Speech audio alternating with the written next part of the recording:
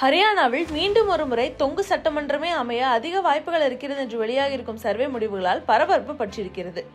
ஹரியானாவில் இருக்கும் 90 சட்டமன்ற தொகுதிகளுக்கும் ஒரே கட்டமாக அக்டோபர் 1 அன்று வாக்குப்பதிவு நடக்க உள்ளது. அக்டோபர் 4ஆம் நாள் முடிவுகள் வெளியாகும் என்று அறிவித்திருக்கிறது தேர்தல் ஆணையம். இந்த தேர்தலில் பாஜக, காங்கிரஸ், ஜனநாயக ஜனதா கட்சி, இந்திய தேசிய லோக்தளம், ஆம் ஆத்மி என்று பலமுனையும் போட்டி நிலவும் என்று எதிர்பார்க்கப்படுகிறது. தேர்தலை அடுத்து மேட்ரிக் சர்வே ஏஜென்சி நடத்திய கருத்து கணிப்பில் ஹரியானா மாநிலத்தில் எந்த ஒரு கட்சிக்கும் தனிப்பெரும்பான்மை கிடைக்காது என்று கணிக்கப்பட்டிருக்கிறது. பாஜகவிற்கே வெற்றிக்கான வாய்ப்புகள் அதிகமாக இருக்கிறது என்றும், மாநிலத்தில் அதிகப்படியான தொகுதிகளை பாஜக கைப்பற்றும், ஆனால் பெரும்பான்மை கிட்டாது என்றும் சொல்லியிருக்கிறது சர்வே முடிவுகள். அதன்படி பாஜக 37 முதல் 42 இடங்கள் வரை வெல்லவும், காங்கிரஸ் 33 முதல் 38 இடங்கள் வரை வெல்லவும் வாய்ப்புகள் அதிகமாக இருப்பதாக சொல்லியிருக்கிறது அந்த சர்வே.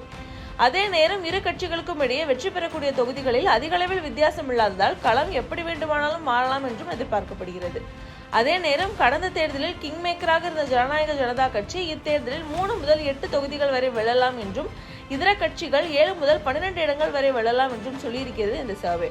வாக்கு விகிதத்தை பார்க்கும்போது பாஜகவுக்கு 35.2 விழுக்காடு, காங்கிரஸுக்கு 31.6 விழுக்காடு, ஜனநாயக ஜனதா கட்சிக்கு 12.4 விழுக்காடு மற்றும் மற்ற கட்சிகளுக்கு 20.8 விழுக்காடு வரை வாக்குகள் பதிவாகலாம் என்றும் கணித்திருக்கிறது இந்த சர்வே.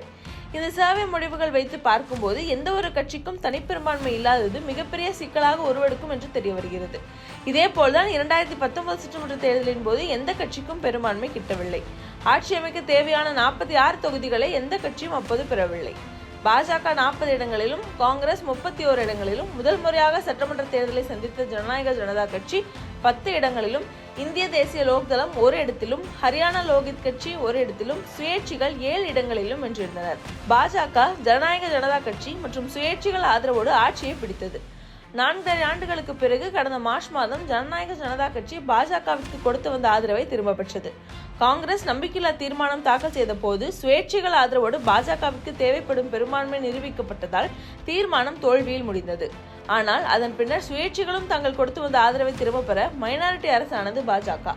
இதனால் கடந்த 5 ஆண்டுகளாக ஹரியானாவில் நடந்த தொங்கு சட்டமன்றத்தால் எப்போது வேண்டுமானாலும் பாஜக ஆட்சி கவிழலாம் என்கிற அச்சமே மேலோங்கி இருந்தது. ஒரு வழியாக பாஜக 5 ஆண்டுகளை நிறைவு செய்திருக்கிறது. இப்போது 40 நாட்களில் ஹரியானாவில் சட்டமன்ற தேர்தல் நடக்க உள்ள நிலையில் மீண்டும் ஒரு தொங்கு சட்டமன்றமே அமையும் என்ற இந்த கருத்து கணிப்பு கட்சிகளுக்கு கலக்கத்தை ஏற்படுத்தியிருக்கிறது. தற்போது வரை எந்த கட்சியும் தேர்தலுக்கு முந்தைய கூட்டணியை அமைக்காததால் தேர்தல் முடிவுகளுக்கு பின்னர் யார் யாருடன் கைகோர்க்க போகிறார்கள் என்பதே ஹரியானா அரசியல் களத்தில் முக்கிய கேள்வியாக இருக்கிறது. கடந்த முறையே கூட்டணி அரசால் கடும் சவால்களை சந்தித்தது பாஜக. அதனால் இம்முறை கூட்டணியே வேண்டாம் என்று தனித்து களமிறங்க முடிவெடுத்திருக்கிறது. பாஜகவின் தாய் அமைப்பான RSSம் ஹரியானா தேர்தலை முக்கியமாக கருதி நேரடியாக களத்தில் இறங்கியிருக்கிறது. அதே நேரம் தேசிய அளவில் இந்தியா கூட்டணியில் காங்கிரஸ், ஆம் ஆத்மி ஒரே அணியில் இருந்தாலும் கூட ஹரியானாவில் தனித்து களம் காணப்போவதாக இரு கட்சிகளும் அறிவித்திருக்கின்றனர். ஒருவேளை தொங்கு சட்டமன்றம் அமைந்தால் ஆம் ஆத்மி ஆதரவுடன் ஆட்சி அமைக்க காங்கிரஸுக்கு ஒரு வாய்ப்பு கிடைக்கும், அல்லது காங்கிரசின் ஓட்டுகளை ஆம் ஆத்மி பிரித்து தோல்விக்கு வழிவகுக்கும் என்று 2 சாத்தியக்கூறுகளை முன்வைக்கின்றனர் அரசியல் விமர்சகர்கள்.